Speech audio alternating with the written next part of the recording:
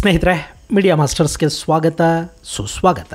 ಗೆಳೆಯರೆ, ಇತ್ತೀಚೆಗೆ ತೆರೆ ಕಂಡ ಛಾವಾ ಸಿನಿಮಾ ಭಾರತದಲ್ಲಿ ಭಾರಿ ಸದ್ದು ಮಾಡಿತು. ಛತ್ರಪತಿ ಸಂಭಾಜಿ ಮಹಾರಾಜರ ಅಂತ್ಯದ ಬಗ್ಗೆ ಮತ್ತು ಔರಂಗಜೇಬ ಸಂಭಾಜಿಯನ್ನ ಹಿಂಸಿಸಿದ ದೃಶ್ಯಗಳನ್ನು ನೋಡಿ ಸಾಕಷ್ಟು ಜನ ಥಿಯೇಟರ್ ಅಲ್ಲಿ ಕಣ್ಣೀರು ಹಾಕಿದ್ರು. ಹಾಗೆ ನೋಡಿದ್ರೆ ಸಂಭಾಜಿಗೆ ಮೊಘಲರು ಎಷ್ಟು ಹಿಂಸೆ ಕೊಟ್ಟರು ಅನ್ನೋದನ್ನ ಆ ಸಿನಿಮಾದಲ್ಲಿ ಪೂರ್ತಿ ತೋರಿಸೋದಕ್ಕೆ ಕೂಡ ಹೋಗಿಲ್ಲ. ಅಷ್ಟಾದ್ರೂ ಅದು ಜನರನ್ನ ಭಾವುಕರನ್ನಾಗಿ ಮಾಡ್ತಾ ಇತ್ತು. ಸಿನಿಮಾ ನೋಡಿ ಕೆಲವರು ಕಣ್ಣೀರು ಹಾಕಿದ್ರು, ಮತ್ತೆ ಕೆಲವರು ಔರಂಗಜೇಬನ ವಿರುದ್ಧ ಆಕ್ರೋಶವನ್ನು ವ್ಯಕ್ತಪಡಿಸಿದ್ರು. ಇದೇ ಸಂದರ್ಭದಲ್ಲಿ ಮತ್ತೆ ಕೆಲವರು ಸಂಭಾಜಿ ನಗರದಿಂದ ಕೆಲವು ಕಿಲೋಮೀಟರ್ಗಳ ದೂರದಲ್ಲಿರುವ ಔರಂಗಜೇಬನ ಸಮಾಧಿಯನ್ನೇ ಹೊಡೆದು ಕೆಡವಬೇಕು ಅಂತ ಹೇಳೋದಕ್ಕೆ ಶುರು ಮಾಡಿದ್ರು. ಈ ಕೂಗು ಮಹಾರಾಷ್ಟ್ರದಲ್ಲಿ ಗಲಭೆಗಳಿಗೆ ಕಾರಣ ಆಯಿತು. ಸಮಾಧಿಯನ್ನ ಹೊಡೆದು ಹಾಕೋದಕ್ಕೆ ಸಾಧ್ಯ ಇಲ್ಲ, ಅದೊಂದು ಐತಿಹಾಸಿಕ ಸ್ಮಾರಕ, ಆರ್ಕಿಯಾಲಜಿಕಲ್ ಸರ್ವೆ ಆಫ್ ಇಂಡಿಯಾ ಅದರ ಉಸ್ತುವಾರಿಯನ್ನು ನೋಡಿಕೊಳ್ತಾ ಇದೆ, ಅದನ್ನು ಒಡಿಬೇಕು ಅಂತೆಲ್ಲ ಯಾರು ಮಾತಾಡೋದಕ್ಕೆ ಕೂಡ ಹೋಗಬೇಡಿ ಅಂತ ಸ್ವತಃ ಮಹಾರಾಷ್ಟ್ರದ ಮುಖ್ಯಮಂತ್ರಿ ದೇವೇಂದ್ರ ಫಡ್ನವೀಸ್ ಹೇಳಿದ್ರು. ಅಲ್ಲಿಗೆಲ್ಲ ಸರಿ ಹೋಗುತ್ತೆ ಅಂದ್ಕೋತಿರುವಾಗಲೇ ಶಿವಸೇನೆ ಶಿಂಧೆ ಬಣದ ಕಾರ್ಯಕರ್ತರು ಎದ್ದು ನಿಂತರು. ಅವರು ಔರಂಗಜೇಬನ ಸಮಾಧಿಯನ್ನು ಒಡಿಲೇಬೇಕು ಅಂದ್ರು.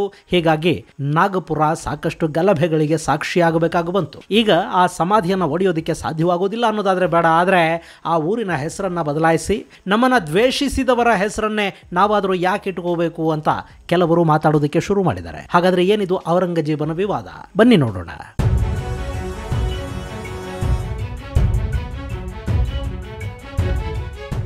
ಗೆಳೆಯರೆ, ಭಾರತವನ್ನು ಆಳಿದ ಮೊಘಲರ ಬಗ್ಗೆ, ಅವರ ಕಾಲದಲ್ಲಾದ ದಬ್ಬಾಳಿಕೆಗಳ ಬಗ್ಗೆ, ಮೊಘಲರ ವಿರುದ್ಧ ಸ್ವಾಭಿಮಾನ ಮತ್ತು ಸ್ವರಾಜ್ಯದ ಜ್ಯೋತಿಯನ್ನು ತಲೆಮಾರುಗಳಿಗೆ ಹಸ್ತಾಂತರಿಸ್ತಾ ಬಂದ ವೀರರ ಬಗ್ಗೆ, ಅವರ ಬಲಿದಾನಗಳ ಬಗ್ಗೆ ಹೇಳ್ತಾ ಹೋದರೆ ಒಂದೆರಡು ದಿನ ತಿಂಗಳುಗಳು ಸಾಕಾಗೋದಿಲ್ಲ. ಇನ್ನು ಔರಂಗಜೇಬ ಹಾಗೂ ಸಂಭಾಜಿಯ ಸಂಘರ್ಷದ ಕಥೆ ಕೂಡ ಹಾಗೇನೆ. ಅದೇನು ಒಂದೆರಡು ದಿನಗಳದ್ದಲ್ಲ, ಅದು ಸಾಕಷ್ಟು ವರ್ಷಗಳ ಕಾಲ ನಡೆದ ಸಂಘರ್ಷ. ಒಬ್ಬ ಸಂಭಾಜಿಯನ್ನ ಗೆಲ್ಲೋದಕ್ಕೆ ಅಂತ ದಖನ್ನಿಗೆ ಬಂದ ಔರಂಗಜೇಬನನ್ನ ಸಂಭಾಜಿಯ ಅಂತ್ಯದ ನಂತರ ಕೂಡ ಸುಮಾರು 18 ವರ್ಷಗಳ ಕಾಲ ದೆಹಲಿಯನ್ನು ನೆನಪಿಸಿಕೊಳ್ಳೋದಕ್ಕೆ ಸಾಧ್ಯವಾಗದ ಹಾಗೆ ದಖನ್ನಲ್ಲಿ ಕಟ್ಟಿ ಹಾಕಿದ, ದಖನ್ನಲ್ಲೇ ಪ್ರಾಣ ಬಿಡೋ ಹಾಗೆ ಮಾಡಿದ ಅತಿ ದೊಡ್ಡ ಸಂಘರ್ಷದ ಕಥೆ ಅದು. ಶಿವಾಜಿಯ ನಂತರ ದಖನ್ ತನ್ನ ಕೈವಶವಾಗತ್ತೆ ಅಂದ್ಕೊಂಡಿದ್ದ ಔರಂಗಜೇಬನಿಗೆ ಸಂಭಾಜಿ ಎದ್ದು ಬಂದದ್ದು, ಮರಾಠರನ್ನ ಸಂಘಟಿಸಿದ್ದು, ಮೊಘಲರ ದಖನ್ನಿನ ಕೋಟೆಗಳನ್ನು ಗೆಲ್ಲೋದಕ್ಕೆ ನಿಂತಿದ್ದು, ಇದ್ಯಾವುದೂ ಸಹ್ಯವಾಗಲಿಲ್ಲ. ಸಂಭಾಜಿಯನ್ನ ಮುಗಿಸೋದಕ್ಕೆ ಅಂತ ಔರಂಗಜೇಬ ದಖನ್ನಿಗೆ ಬಂದ. ಕೆಲ ಯುದ್ಧಗಳಲ್ಲಿ ಶಂಭು ರಾಜೆಗೆ ಗೆಲುವಾಯಿತು, ಮತ್ತೆ ಕೆಲ ಯುದ್ಧಗಳಲ್ಲಿ ಮೊಘಲರ ವಂಚನೆಗೆ ಗೆಲುವು ಸಿಗಿತು. ಕಡೆಗೆ ವಂಚನೆಯ ಮೂಲಕನೇ ಶಂಭು ರಾಜೆಯನ್ನ ಬಂಧಿಸಲಾಯಿತು. ಇವನೊಬ್ಬ ಇಸ್ಲಾಮಿಗೆ ಮತಾಂತರಗೊಂಡು ಬಿಟ್ರೆ ದಖನ್ನಲ್ಲಿ ನನಗೆ ಯಾವ ಅಡ್ಡಿಯೂ ಇರೋದಿಲ್ಲ, ಯಾವ ಪ್ರತಿರೋಧವೂ ಇರೋದಿಲ್ಲ ಅಂತ ಔರಂಗಜೇಬ ಭಾವಿಸಿದ್ದ. ಅದಕ್ಕಾಗಿ ಶಂಭು ರಾಜೆಯನ್ನ ಒತ್ತಾಯ ಮಾಡಲಾಯಿತು, ಆಮಿಷಗಳನ್ನು ಒಡ್ಲಾಯಿತು, ಅವನನ್ನ ಚಿತ್ರಹಿಂಸೆಗೆ ಗುರಿಪಡಿಸಲಾಯಿತು, ಕಡೆಗೆ ಭಯಾನಕವಾಗಿ ಕೊಲೆ ಕೂಡ ಮಾಡಲಾಯಿತು. ಇಷ್ಟು ದಿನ ಮರಾಠರ ಇತಿಹಾಸದ ಪುಟಗಳಲ್ಲಡಗಿದ್ದ ಈ ಧರ್ಮವೀರನ ಕಥೆ ಛಾವಾ ಅನ್ನುವ ಹೆಸರಿನ ಸಿನಿಮಾದ ಮೂಲಕ ಜಗತ್ತನ್ನು ತಲುಪಿತು. ಆ ಸಿನಿಮಾದ ಇಂಪ್ಯಾಕ್ಟು ಈಗ ಔರಂಗಜೇಬನ ಸಮಾಧಿಯ ಕಡೆ ಜನರ ಸಿಟ್ಟು ತಿರುಗುವ ಹಾಗೆ ಮಾಡ್ತಾ ಇದೆ. ಗೆಳೆಯರೆ, ಔರಂಗಜೇಬನ ಅಂತ್ಯ ಹೇಗಾಯಿತು, ಎಲ್ಲಾಯಿತು ಅನ್ನೋ ಬಗ್ಗೆ ನಮ್ಮಲ್ಲಿ ಒಂದು ವಿಡಿಯೋ ಇದೆ. ಅದನ್ನು ನೀವು ನೋಡಿದರೆ ಆ ಮೊಘಲ್ ದೊರೆಯ ಅಂತ್ಯ ಹಾಗೂ ಮರಾಠರ ಹಠದ ಪರಿಚಯ ಆಗುತ್ತೆ. ಔರಂಗಜೇಬನಿಗೆ ದಖನ್ನನ್ನು ಗೆಲ್ಲೋದಕ್ಕೆ ಸಾಧ್ಯವಾಗುವುದಿಲ್ಲ ಅನ್ನೋದು ಅರ್ಥ ಆಯಿತು. ವಾಗಣಗೆರ ಯುದ್ಧ ಅವನ ಬಹುಪಾಲು ಶಕ್ತಿಯನ್ನು ನಾಶ ಮಾಡಿತ್ತು. ಅಷ್ಟೊತ್ತಿಗೆ ಅವನಿಗೆ ವಯಸ್ಸು ಕೂಡ ಆಗಿತ್ತು. ಉತ್ತರ ಭಾರತದಲ್ಲಿ ಸಾಕಷ್ಟು ದಂಗೆಗಳು ಶುರುವಾದವು. ಸಿಂಹಾಸನಕ್ಕಾಗಿ ಮಕ್ಕಳು ಮೊಮ್ಮಕ್ಕಳು ಕಿತ್ತಾಡ್ತಾರೆ ಅನ್ನೋದು ಅವನಿಗೆ ಗೊತ್ತಾಗಿತ್ತು. ಅಜ್ಮಾ ಫಸಾದ್ ಬಕ್ ಅಂತ ಪದೇ ಪದೇ ಅವನು ಹೇಳೋದಕ್ಕೆ ಶುರು ಮಾಡಿದ್ದ. ಹಾಗಂದ್ರೆ ನನ್ನ ನಂತರ ಬರೀ ದಂಗೆಗಳು ಅಂತಃ ಕಲಹಗಳು ಅಂತ ಅರ್ಥ. ಹೀಗೆ ಹೈರಾಣಾಗಿ ಸೋತು ಸೊರಗಿ ದೆಹಲಿಯ ಕಡೆಗೆ ಹೋಗ್ತಾ ಇದ್ದ ಔರಂಗಜೇಬನ ಆರೋಗ್ಯನೂ ಕೈ ಕೊಡ್ತು. ಔರಂಗಾಬಾದ್ ಅಂತ ಅವತ್ತು ಕರೆಸಿಕೊಳ್ತಾ ಇದ್ದ ಇವತ್ತಿನ ಸಂಭಾಜಿ ನಗರದಲ್ಲಿ ಔರಂಗಜೇಬ ಕೊನೆಯುಸಿರೆಳೆದ. ಆನಂತರ ಅವನ ಇಚ್ಛೆಯಂತೆ ಅಲ್ಲಿಂದ ಕೆಲವೇ ಮೈಲುಗಳ ದೂರದಲ್ಲಿದ್ದ ಕುಲ್ದಾಬಾದ್ನಲ್ಲಿ ಅವನನ್ನು ಸಮಾಧಿ ಮಾಡಲಾಯಿತು. ಈ ಕುಲ್ದಾಬಾದಲ್ಲಿ ಔರಂಗಜೇಬ ಅತ್ಯಂತ ಇಷ್ಟಪಡ್ತಾ ಇದ್ದ ಸೂಫೀಸ್ ಅಂತ ಒಬ್ಬ ಇದ್ದಂತೆ. ಅವನ ಸಮಾಧಿ ಬಳಿಯೇ ನನ್ನ ಸಮಾಧಿಯೂ ಆಗಲಿ ಅನ್ನೋದು ಅವನ ಅಂತಿಮ ಆಸೆ ಆಗಿತ್ತಂತೆ. ಅವನೇ ಆಸೆ ವ್ಯಕ್ತಪಡಿಸಿದ್ನೋ, ಅದನ್ನು ಯಾರಿಗಾದರೂ ಹೇಳಿದ್ನೋ, ಅಥವಾ ಈ ಕುಲ್ದಾಬಾದಲ್ಲಿ ಸಾವಿರಾರು ಸೂಫಿ ಸಂತರ ಸಮಾಧಿಗಳಿದ್ದು ಸಾಕಷ್ಟು ರಾಜ ಮಹಾರಾಜರ ಸಮಾಧಿಗಳು ಕೂಡ ಅಲ್ಲಿದ್ದು.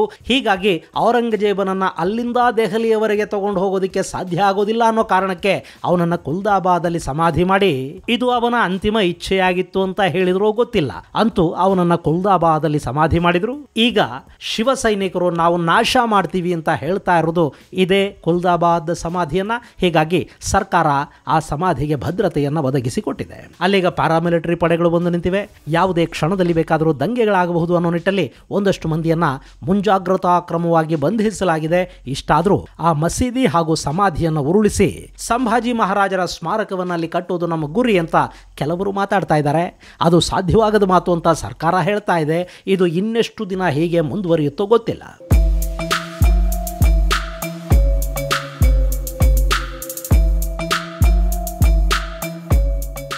ಇನ್ನು ಸಮಾಧಿಯನ್ನು ಎಬ್ಬೋದಕ್ಕೆ ಸಾಧ್ಯ ಇಲ್ಲ ಅಂದರೆ ಒಂದು ಕೆಲಸ ಮಾಡಿ, ಆ ಸಮಾಧಿ ಇರೋ ಜಾಗದ ಹೆಸರನ್ನು ಬದಲಾಯಿಸಿಬಿಡಿ. ಮೊದಲು ಅದಕ್ಕೆ ಯಾವ ಹೆಸರಿತ್ತು ಅದೇ ಹೆಸರನ್ನಾದರೂ ಇಡಿ ಅಂತ ಮತ್ತೆ ಕೆಲವರು ಒತ್ತಾಯ ಮಾಡ್ತಾ ಇದ್ದಾರೆ. ಗೆಳೆಯರೆ, ಅವತ್ತು ಮೊಘಲರು ಆಳ್ತಾ ಇದ್ರು. ಅವರು ಸಾಕಷ್ಟು ಹೆಸರುಗಳನ್ನು ಬದಲಾಯಿಸಿದ್ರು, ಸಾಕಷ್ಟು ಊರುಗಳನ್ನು ನಗರಗಳನ್ನು ಬಾದ್ ಮಾಡಿದ್ರು. ಹಾಗೆ ಇದು ಕೂಡ ಖುಲ್ದಾಬಾದ್ ಆಯಿತು. ಹಾಗಂದ್ರೆ ಅರ್ಥ ಸ್ವರ್ಗದಲ್ಲಿ ವಾಸ ಅಂತ. ಖುಲ್ದ್ ಮಕಾನ್ನಿಂದ ಇದು ಖುಲ್ದಾಬಾದ್ ಅಂತ ಅನ್ನಿಸ್ಕೊಳ್ತು. ಮುಘಲ್ ಸಾಮ್ರಾಟ ಔರಂಗಜೇಬ ಇಲ್ಲಿ ಮಲಗಿದಾನೆ, ಹೀಗಾಗಿ ಅವನ ಸ್ವರ್ಗದ ಮನೆ ಇದು. ಸೊ ಇವತ್ತಿನಿಂದ ಈ ಊರು ಖುಲ್ದಾಬಾದ್. ಹೀಗೆ ಔರಂಗಜೇಬನ ಸಮಾಧಿಯ ನಂತರ ಅದು ಖುಲ್ದಾಬಾದ್ ಆಯಿತು. ಅದಕ್ಕೂ ಮೊದಲು ಅಂದರೆ ಭಾರತವನ್ನು ಮೊಘಲರು ಆಕ್ರಮಿಸೋ ಮೊದಲು ಅಂದರೆ 14ನೇ ಶತಮಾನಕ್ಕೂ ಮೊದಲು ಇದನ್ನು ರತ್ನಪುರಿ ಅಥವಾ ರತ್ನಪುರ ಅಂತ ಕರೀತಾ ಇದ್ರು. ಈಗ ಆ ಹೆಸರನ್ನೇ ಮತ್ತೆ ಇಟ್ಟು ಬಿಡಿ, ಅದನ್ನು ರತ್ನಪುರವನ್ನಾಗಿ ಮಾಡಿ ಅನ್ನೋದು ಈಗ ಶುರುವಾಗಿರೋ ಮತ್ತೊಂದು ಡಿಮ್ಯಾಂಡ್. ಗೆಳೆಯರೆ, ನಿಮಗೆ ಛತ್ರಪತಿ ಸಂಭಾಜಿನಗರ ಗೊತ್ತಿರಬೇಕು ಅಲ್ವಾ? ಅದು ಮೊನ್ನೆವರೆಗೆ ಔರಂಗಾಬಾದ್ ಅಂತ ಕರೆಸ್ಕೊಳ್ತಾ ಇತ್ತು. ಅದರ ಹೆಸರನ್ನ ಬದಲಾಯಿಸಿ ಔರಂಗಾಬಾದ್ ಅನ್ನೋ ಹೆಸರಿಟ್ಟಿದ್ದು ಇದೇ ಔರಂಗಜೇಬ. ಈಗ ಅದು ಸಂಭಾಜಿನಗರ ಅಂತ ಕರೆಸ್ಕೊಳ್ತಾ ಇದೆ. ಅಲ್ಲಿಂದ ಕೆಲವೇ ಕಿಲೋಮೀಟರ್ಗಳ ದೂರದಲ್ಲಿ ಎಲ್ಲೋರ ಗುಹಾಂತರ ದೇವಾಲಯಗಳಿವೆ. ಆ ಗುಹಾಂತರ ದೇವಾಲಯಗಳ ಹತ್ತಿರ ಇರೋದೇ ಈ ಖುಲ್ದಾಬಾದ್. ಇದು ದೇವಗಿರಿ ಅಂದರೆ ದೌಲತಾಬಾದ್ನಿಂದ ಕೂಗಳತೆಯ ದೂರದಲ್ಲಿದೆ. ಇದೇ ಖುಲ್ದಾಬಾದಲ್ಲಿ ಔರಂಗಜೇಬನ ಸಮಾಧಿ ಇರೋದು. ಗೆಳೆಯರೆ, ಈ ಖುಲ್ದಾಬಾದ್ ಸಾಕಷ್ಟು ಐತಿಹಾಸಿಕ ಮಹತ್ವವನ್ನು ಹೊಂದಿದೆ. ಈ ಪ್ರದೇಶವನ್ನ ಮೊದಲಿಗೆ ದಕ್ಷಿಣ ಭಾರತವನ್ನ ಆಳಿದ್ದ ರಾಜ ಮನೆತನಗಳು ಆಳ್ತಾ ಇದ್ವು. ಇದು ಎಲ್ಲೋರ ಗುಹಾಂತರ ದೇವಾಲಯಗಳಿಗೆ ತುಂಬಾನೇ ಹತ್ತಿರ ಇದೆ. ಇದು ಒಂದು ಕಾಲದಲ್ಲಿ ಚಾಲುಕ್ಯರು, ರಾಷ್ಟ್ರಕೂಟರು, ಕಲ್ಯಾಣಿ ಚಾಲುಕ್ಯರ ಹಿಡಿತದಲ್ಲಿತ್ತು. ಆ ಬಳಿಕ ದೇವಗಿರಿಯ ಯಾದವರ ಅಂಕೆಗೆ ಸಿಗಿತು. ಆ ನಂತರ ಅಂದ್ರೆ 14ನೇ ಶತಮಾನದಲ್ಲಿ ಖಿಲ್ಜಿಯ ಗುಲಾಮ ಮಲಿಕ್ ಕಫೂರ್ ಹಾಗೂ ಉಲೂಗ್ ಖಾನ್ ಅಂದ್ರೆ ಮೊಹಮ್ಮದ್ ಬಿನ್ ತುಘಲಕ್ನ ದಾಳಿಯ ನಂತರ ಈ ಪ್ರದೇಶ ಮುಸ್ಲಿಂ ಸುಲ್ತಾನರ ಕೈ ಸೇರಿತು. ಆ ಬಳಿಕವಷ್ಟೇ ಇಲ್ಲಿ ಮುಸ್ಲಿಮರು ಬಂದು ನೆಲೆಸೋದಕ್ಕೆ ಶುರು ಮಾಡಿದ್ರು. ಅಲ್ಲಿವರೆಗೆ ಅಂದ್ರೆ 14ನೇ ಶತಮಾನದ ಆರಂಭದವರೆಗೆ ಈ ಖುಲ್ದಾಬಾದ್ ರತ್ನಪುರ ಅಂತಲೇ ಕರೆಸ್ಕೊಳ್ತಾ ಇತ್ತು. ಆ ಬಳಿಕ ಮೊಹಮ್ಮದ್ ಬಿನ್ ತುಘಲಕ್ ದೆಹಲಿಯಿಂದ ತನ್ನ ರಾಜಧಾನಿಯನ್ನ ದೌಲತಾಬಾದ್ಗೆ ಅಂದ್ರೆ ದೇವಗಿರಿಗೆ ಶಿಫ್ಟ್ ಮಾಡಿದ್ನಲ್ಲ, ಆಗ ಇಲ್ಲಿಗೆ ಸಾಕಷ್ಟು ಮುಸ್ಲಿಮರು ವಲಸೆ ಬಂದರು. ಒಂದಷ್ಟು ಸೂಫಿ ಸಂತರು ಬಂದರು. ಅವರು ಇಲ್ಲೇ ನೆಲೆಸೋದಕ್ಕೆ ಶುರು ಮಾಡಿದ್ರು. ಮೊಯ್ದೀನ್ ಚಿಸ್ತಿಯ ಹಿಂಬಾಲಕರು ತುಘಲಕನ ಜೊತೆ ಬಂದು ಇಲ್ಲಿ ತಳ ಊರಿದ್ರು. ಹೀಗಾಗಿ ಈ ಪ್ರದೇಶ ಸೂಫಿಗಳ ನಾಡಾಗಿ ಬದಲಾಯಿತು. ಅಲ್ಲಿ ಸಾಕಷ್ಟು ದರ್ಗಾಗಳು ತಲೆ ಎತ್ತಿದ್ವು. ಝರ್ಝರಿ ಜಾರ್ಬಕ್ಷ್ ದರ್ಗಾ, ಶೇಖ್ ಬುರ್ಹಾನುದ್ದೀನ್ ಗರೀಬ್ ಚಿಸ್ತಿ ದರ್ಗಾ, ಶೇಖ್ ಜೈನುದ್ದೀನ್ ಶಿರಾಜಿ ದರ್ಗಾ ಇವೆಲ್ಲ ರತ್ನಪುರದಲ್ಲಿ ತಲೆ ಎತ್ತಿದ್ವು. ಮುಂದೆ ಇದು 1,500 ಸೂಫಿ ಸಂತರ ಸ್ಮಶಾನವಾಗಿ ಬದಲಾಯಿತು. ಆದರೆ ಈ ದರ್ಗಾಗಳಿಗಿಂತಲೂ ಮೊದಲು ಅಲ್ಲಿ ಭದ್ರ ಮಾರುತಿಯ ದೇವಾಲಯ ಇತ್ತು. ಅದು ಈಗಲೂ ಅಲ್ಲಿದೆ. ಇಂಥ ಪ್ರದೇಶ ದೆಹಲಿ ಸುಲ್ತಾನರ ಕೈಗೆ ಸಿಕ್ತು. ಆನಂತರ ಸಾಮಂತ ಸುಲ್ತಾನರ ಕೈಗೆ ಬಂತು. ಇನ್ನು ಮುಘಲರ ಕಾಲದಲ್ಲಿ ಇದು ನೇರ ದೆಹಲಿಯಿಂದಲೇ ನಿಭಾಯಿಸಲ್ಪಡ್ತಾ ಇತ್ತು. ಆಗ ಇದನ್ನ ರೌಜಾ ಅಂತ ಕರೆದ್ರು. ಹಾಗಂದ್ರೆ ಗಾರ್ಡನ್ ಆಫ್ ಪ್ಯಾರಡೈಸ್ ಅಂತ. ಸೂಫಿಗಳು ಈ ಹೆಸರನ್ನ ಈ ಊರಿಗಿಟ್ಟಿದ್ರು. ಅಲ್ಲಿಗೆ ರತ್ನಪುರ ಅನ್ನೋ ಹೆಸರು ಮರೆಯಾಗಿ ಇದು ರೌಜಾ ಅನ್ನೋ ಹೆಸರಲ್ಲಿ ಕರೆಸಿಕೊಳ್ತಾ ಇತ್ತು.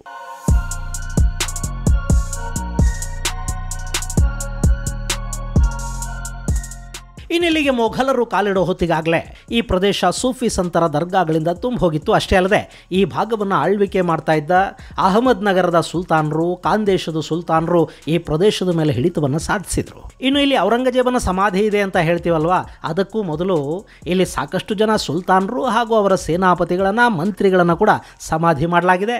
ಅದರಲ್ಲಿ ಪ್ರಮುಖವಾಗಿ ಇಲ್ಲಿರೋದು ಮಲಿಕ್ ಅಂಬರ್ನ ಸಮಾಧಿ. ಮಲಿಕ್ ಅಂಬರ್ ಅನ್ನೋನು ಆಫ್ರಿಕಾದ ಇಥಿಯೋಪಿಯಾದಿಂದ ಬಂದಿದ್ದ ಒಬ್ಬ ಗುಲಾಮ. ಅವನ ಯುದ್ಧ ಕೌಶಲ್ಯಗಳನ್ನು ಕಂಡು ಅಹಮದ್ ನಗರದ ಸುಲ್ತಾನರು ಅವನನ್ನು ತಮ್ಮ ಸೇನೆಗೆ ಸೇರಿಸ್ಕೊಳ್ತಾರೆ. ಆ ಬಳಿಕ ಅವನು ಅತ್ಯಂತ ವೇಗವಾಗಿ ಬೆಳೀತಾ ಹೋಗ್ತಾನೆ. ಎಷ್ಟರ ಮಟ್ಟಿಗೆ ಬೆಳೆದ ಅಂದ್ರೆ ಅವನನ್ನು ಅಹಮದ್ ನಗರದ ಪ್ರಧಾನಿಯನ್ನಾಗಿ ಮಾಡ್ತಾರೆ.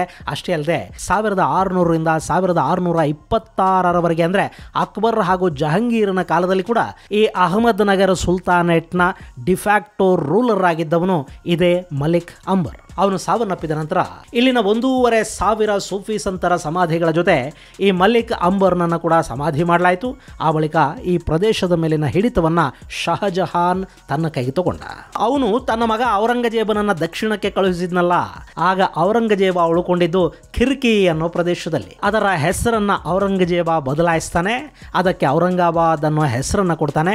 ಹೀಗೆ ದಖನ್ನಲ್ಲಿ ಉಳಿದಿದ್ದ ಔರಂಗಜೇಬ್ ಆ ಬಳಿಕ ದೆಹಲಿಯ ಸಾಮ್ರಾಟ ಆಗ್ತಾನೆ. ಆದರೆ ಅವನು ಮರಾಠರ ವಿರುದ್ಧದ ಯುದ್ಧಕ್ಕೆ ಬಂದು ಮತ್ತೆ ದಖನ್ನಲ್ಲಿ ಸುಮಾರು 2 ದಶಕಗಳನ್ನು ಕಳೀತಾನೆ. ಕಡೆಗೆ ದಖನ್ನಿನ ಸಹವಾಸ ಬೇಡ ಅಂತ ದೆಹಲಿಗೆ ವಾಪಸ್ ಹೋಗುವಾಗ ಔರಂಗಾಬಾದ್ ಅಂದರೆ ಇವತ್ತಿನ ಸಂಭಾಜಿ ನಗರದಲ್ಲಿ ಪ್ರಾಣ ಬಿಡ್ತಾನೆ. ಹೀಗಾಗಿ ಅವನನ್ನು ಸಮೀಪದಲ್ಲೇ ಇದ್ದ ಕುಲ್ದಾಬಾದಲ್ಲಿ ಸಮಾಧಿ ಕೂಡ ಮಾಡ್ತಾರೆ. ಔರಂಗಜೇಬನ ಸಮಾಧಿಯ ಕಾರಣಕ್ಕೆ ಮತ್ತು ಅಲ್ಲಿ ಸಾಕಷ್ಟು ಸೂಫಿ ಸಂತರ ಸಮಾಧಿಗಳಿವೆ ಅನ್ನೋ ಕಾರಣಕ್ಕೆ ಅದನ್ನು ಕುಲ್ದಾಬಾದ್ ಅಂದರೆ ಸ್ವರ್ಗದ ಆವಾಸ ಅಂತ ಕರೆಯಲಾಗುತ್ತೆ. ಈಗ ಈ ಕುಲ್ದಾಬಾದ್ಗೆ ಅದರ ಹಳೆಯ ಹೆಸರು ರತ್ನಪುರ ಅಂತ ಇತ್ತಲ್ಲ, ಅದನ್ನೇ ಇಟ್ಟು ಕರೆಯೋದಕ್ಕೆ ಶುರು ಮಾಡಿ ಅಂತ ಸರ್ಕಾರದ ಮೇಲೆ ಕೆಲವರು ಒತ್ತಡವನ್ನು ಹೇರ್ತಾ ಇದ್ದಾರೆ. ಗೆಳೆಯರೆ, ಸಮಾಧಿಗಳನ್ನು ನಾಶ ಮಾಡೋದ್ರಿಂದ ಇತಿಹಾಸವನ್ನು ಅಳಿಸಿ ಹಾಕೋದಕ್ಕೆ ಸಾಧ್ಯ ಆಗೋದಿಲ್ಲ. ನಿಮಗೆ ಗೊತ್ತಿರಲಿ, ಮೊಘಲ್ ಸಿಂಹಾಸನದ ಶಕ್ತಿಯನ್ನು ಸಂಪೂರ್ಣವಾಗಿ ನಾಶ ಮಾಡಿ ದೆಹಲಿಯನ್ನು ಗೆದ್ದು ಅವರಿಂದ ಕಪ್ಪ ತಗೊಂಡ ಮರಾಠರು ಎಲ್ಲೂ ಕೂಡ ಅವರ ಮಸೀದಿಗಳನ್ನು, ಸಮಾಧಿಗಳನ್ನು, ಕಟ್ಟಡಗಳನ್ನು, ಅರಮನೆಗಳನ್ನು ನಾಶ ಮಾಡೋದಕ್ಕೆ ಹೋಗಲಿಲ್ಲ. ಇತಿಹಾಸದಲ್ಲಿ ದಾಖಲಾಗಿರುವ ಕ್ರೌರ್ಯದ ಅಧ್ಯಾಯವೊಂದರ ನೆನಪಾಗಬೇಕು ಅಂದರೆ ಔರಂಗಜೇಬ ಮತ್ತು ಅವನ ಸಮಾಧಿ ಎರಡೂ ಇರಬೇಕು. ಅವನು ಕೂಡ ಸಾಯೋ ಮೊದಲು ನಾನು ಏನೂ ಸಾಧಿಸದೆ, ದೇವರನ್ನು ಅಂತ್ಯದಲ್ಲೂ ಗುರುತಿಸೋದಕ್ಕೆ ಸಾಧ್ಯವಾಗದೆ ಬರಿಗೈಯಲ್ಲಿ ಎಲ್ಲವನ್ನೂ ಬಿಟ್ಟು ಒಬ್ಬಂಟಿಯಾಗಿ ಹೋಗ್ತಾ ಇದ್ದೀನಿ ಅಂತ ತನ್ನ ಮಕ್ಕಳಿಗೆ ಬರೆದ ಪತ್ರದಲ್ಲಿ ಹೇಳ್ಕೊತಾನೆ. ಇಡೀ ಜಗತ್ತಿನ ಮೇಲೆ ಇಸ್ಲಾಮನ್ನು ಹೇರಿಬಿಡ್ತೀವಿ ಅಂತ ಯೋಚನೆ ಮಾಡೋ ಜನ ಇದ್ದಾರೆ ನೋಡಿ, ಅವರಿಗೆ ಕೂಡ ಔರಂಗಜೇಬ ಒಂದು ಪಾಠ. ಈ ದೇಶದ ಸಂಸ್ಕೃತಿಯನ್ನು ನಾಶ ಮಾಡೋದಕ್ಕೆ, ಇಲ್ಲಿನ ಧರ್ಮವನ್ನು ಹಾಳು ಮಾಡೋದಕ್ಕೆ ಯಾವನಿಂದಲೂ ಸಾಧ್ಯವಾಗೋದಿಲ್ಲ ಅನ್ನೋ ಮಾತಿಗೆ ಔರಂಗಜೇಬನ ಸಮಾಧಿ ಸಾಕ್ಷಿ ಹೇಳ್ತಾ ಇದೆ ಅನ್ನೋದಾದರೆ ಅದಲ್ಲಿರಲಿ ಬಿಡಿ. ಸಾಕ್ಷ್ಯಗಳನ್ನು ಅಳಿಸಿ ಸತ್ಯಗಳನ್ನು ಮರೆಮಾಚೋದಕ್ಕೆ ಸಾಧ್ಯ ಆಗೋದಿಲ್ಲ. ಇನ್ನು ಕುಲ್ದಾಬಾದ್ನ ಹೆಸರಿನ ಬದಲಾವಣೆ.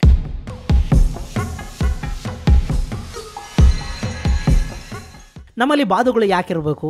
ನಮಗೆ ಹಿಂದಿನೂ ಬೇಡ, ನಮ್ಮ ಮೇಲೆ ಬೇರೆ ಭಾಷೆಯನ್ನು ಹೇರೋದಕ್ಕೆ ಬರಬೇಡಿ ಅಂತ ಹೇಳೋ ನಾವು, ನಮ್ಮದಲ್ಲದ, ನಮ್ಮ ದೇಶದ್ದಲ್ಲದ, ನಮ್ಮ ಸಂಸ್ಕೃತಿಗೆ ಸಂಬಂಧವೇ ಇಲ್ಲದ, ನಾವು ಮಾತನಾಡದ ಪರ್ಷಿಯನ್ ಭಾಷೆಯ ಹೆಸರುಗಳನ್ನು ನಮ್ಮಲ್ಲಿನ ಊರುಗಳಿಗೆ, ರಸ್ತೆಗಳಿಗೆ, ಕಟ್ಟಡಗಳಿಗೆ ಯಾಕಿಡಬೇಕು?